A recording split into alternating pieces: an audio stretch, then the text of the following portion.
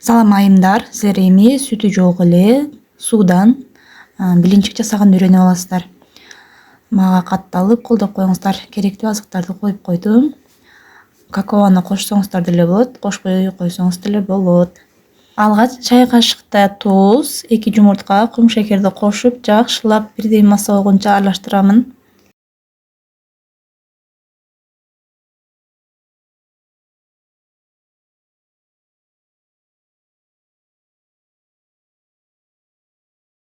Эки жүз грамм сууну бир барым кошуп алдым.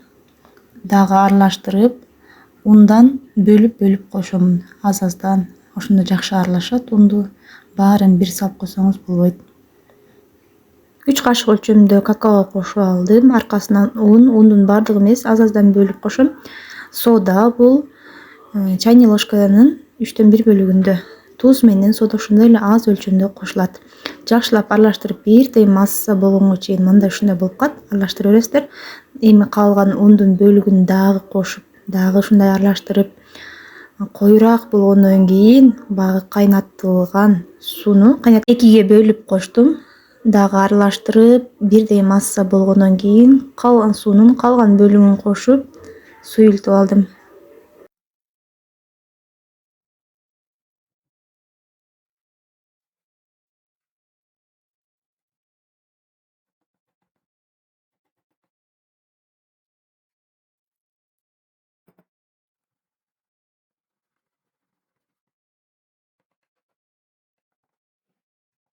Өсүмдүк майын кошкондон кийин аралаштырып алсак болду, даяр болду бул билинчигибизди.